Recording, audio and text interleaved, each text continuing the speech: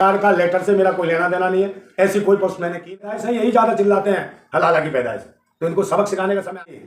क्रांतिकारी सीना रखते हैं सामने गोली खाने के, और हम और उसी फंडामेंटल राइट का जो शिकार हुए हैं नंदा भाई राजपूत, क्या आपके ऊपर ये तमाम जो है चिट्ठा लिए बैठे हो, पूरी बात क्या है बताइए भाई। ये देखिए, ये जनगणना हो रही है, हिंदू राष्ट्र जनगणना समुदाय बार 2024, ठीक है।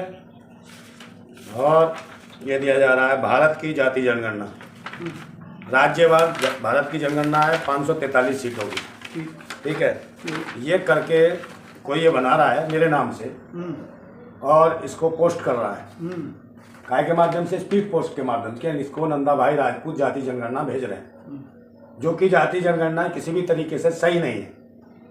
जो भारत में जातियां, उन पूरी जातियों का उल्लेख भी नहीं है, और कहीं ना कहीं भाजपा के सिंबल का उपयोग किया गया है, और कहीं ना कहीं भारतीय जनता पार्टी को ब्राह्मण जाति पार्टी कहा गया है इसमें, जो कि ये जगह जगह पोस्ट किया जा रहा है, जिसको मैंने कभी पोस्ट नहीं किया, और मेरे नाम का उपयोग करके, मतलब उसका दुरुपयोग किया जा रहा है, मेरे नाम का उससे पोस्ट किया जा रहा है मेरे एड्रेस से। तो मुझे जब पता चला इसका, जब कुछ पोस्टें यहाँ की होंगी तो वहाँ किसी ने रिसीव नहीं की होगी, तो मेरे एड्रेस के द्वारा भेजी गई थी, तो वहाँ से जब वापस हुई तो मेरे एड्रेस पे आ गई। तब मुझे पता चला कि कौन है ये जो मुझे बदनाम कर रहा है, क्योंकि हम लोग तो क्रांतिकारी राष्ट्रभक्त हैं, और कुछ लोग लगे हैं, पता नहीं कौन व्यक्ति है जो लगा है, इतना डेटा तैयार कर रहा है, 30-32 रुपए खर्च कर रहा है एक पोस्ट में, क्यों कर रहा है, कौन करा रहा है ऐसा, और कहीं ना कहीं देश का माहौल खराब कर रहे हैं। डिटेल भी निकाली हुई है पोस्ट ऑफिस से, सब कुछ किया गया है, और इसकी कंप्लेंट भी मैं लिख देने जा रहा हूँ और दूंगा।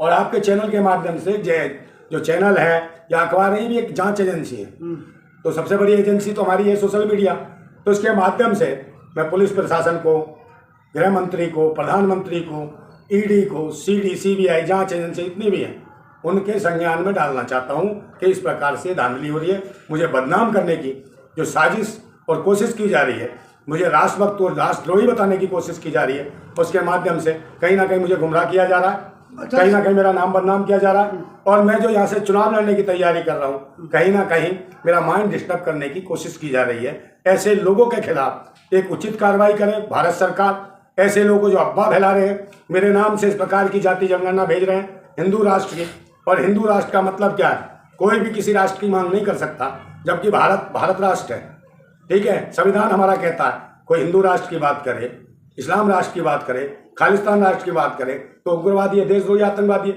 मगर इसमें हिंदू राष्ट्र के नाम पर जनगणना करके मेरे नाम के माध्यम से इसको पोस्टों को भेजा जा रहा है, तो मुझे आतंकवादी, मेरी छवि खराब करने की कोशिश की जा रही है। आपने अभी तक कोई रिटर्न में कार्रवाई की है? मैंने अभी नहीं किया, करूंगा मैं, क्योंकि आज इतवार भी है।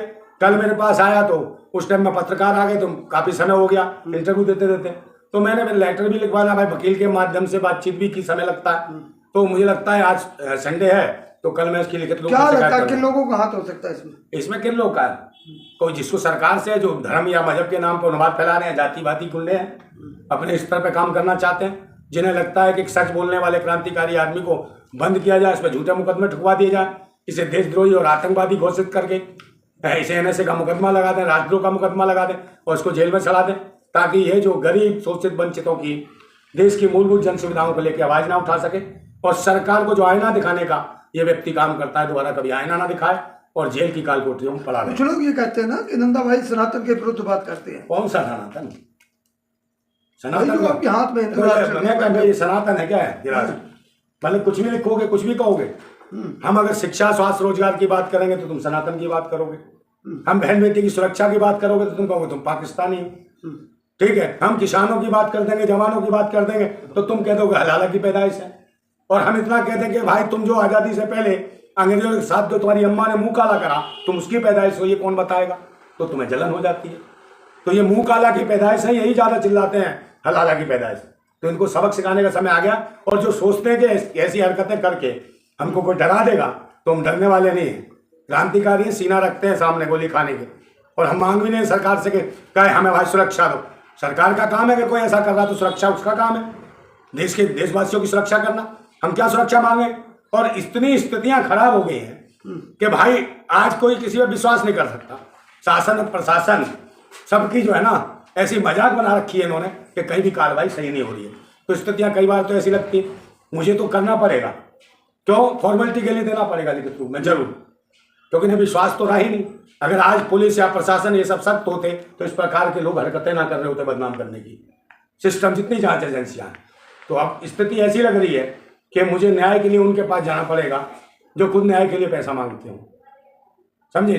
तो मुझे लगता है वहाँ स्टंप लगवानी पड़ेगी, क्योंकि दिखाना है कि अभी संविधान बाकी है, अभी पुलिस बाकी है, अभी सब बाकी है, तो मुझे बदनाम किया जा रहा है। और मेरी डिटेल सारी निकाल ली जाए, मैं कभी गया भी नहीं हूँ पोस्ट ऑफिस वहाँ, और जहाँ के पोस्ट ऑफिस है वहाँ का भी पता लगा रहे हैं कहाँ से कौन करा रहा है, और पोस्ट ऑफिस वालों से भी CCTV फुटेज ली जाएगी, कौन लोग हैं। मैं चाहता हूँ पुलिस या ED CD जो सबके ऊपर जाती है इसके पे इंक्वायरी करे। एक शरीफ ईमानदार सच्चे क्रांतिकारी को इस तरीके से बदनाम करने की जो साजिश है, उसकी छवि बिगाड़ने की जो साजिश है, राजनीतिक सामाजिक आर्थिक रूप से उसे नुकसान पहुंचाने की जो साजिश है, इसका भांडाफोड़ कहीं ना कहीं जांच एजेंसियों को करना चाहिए। इन्हीं उम्मीदों के साथ मैं ये बात रखता हूँ, और ऐसा नहीं होना चाहिए। ये जो पोस्टर भेज के बदनाम किया जा रहा है और पूर्व सांसदों को भेजा जा रहा है, कृष्णा तीरथ को भेजा गया लेटर, एक वाम सेप के नेता उनको भेजा गया, एक और है कोई चीफ एडिटर है किसी अखबार के, उनको भेजा गया, जिनके लेटर मेरे पास वापस आए हैं।